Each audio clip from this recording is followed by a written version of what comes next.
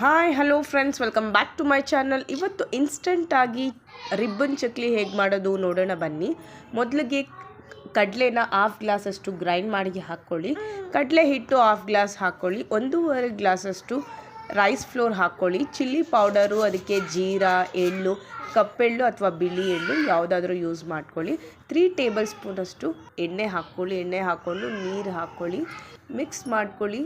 ಸ್ವಲ್ಪ ಸ್ಮೂತಾಗಿ ಮಿಕ್ಸ್ ಮಾಡ್ಕೊಳ್ಳಿ, ಗಟ್ಟಿಯಾಗಿ ಬೇಡ, ಸ್ಮೂತಾಗಿ ಮಿಕ್ಸ್ ಮಾಡ್ಕೊಬೇಕು. ಮಿಕ್ಸ್ ಮಾಡ್ಕೊಂಡಾದಮೇಲೆ ಇದಕ್ಕೆ ಚಕ್ಲಿ ಮೇಕರಲ್ಲಿ ಹಾಕ್ಕೊಂಡು ಚಕ್ಲಿನ ಈ ರೀತಿ ಒತ್ಕೊಳ್ಳಿ. ತುಂಬ ಚೆನ್ನಾಗಿರುತ್ತೆ. ಮೀಡಿಯಮ್ ಫ್ಲೇಮಲ್ಲಾದರೂ ಸರಿ, ಹೈ ಫ್ಲೇಮಲ್ಲಾದರೂ ಓಕೆ ಮಾಡ್ಕೊಳ್ಳಿ. ತುಂಬ ಚೆನ್ನಾಗಿ ಬಂದಿದೆ ನೋಡಿ ರಿಬ್ಬನ್ ಚಕ್ಲಿ. ನೀವು ಕೂಡ ಟ್ರೈ ಮಾಡಿ, ಟೇಸ್ಟ್ ವೈಸ್ ಅಲ್ಟಿಮೇಟ್ ಆಗಿದೆ. ನೀವು ಟ್ರೈ ಮಾಡಿ. ಹಾಗೆ ನನ್ನ ಚಾನಲ್ನ ಸಬ್ಸ್ಕ್ರೈಬ್ ಮಾಡಿ. Thank you.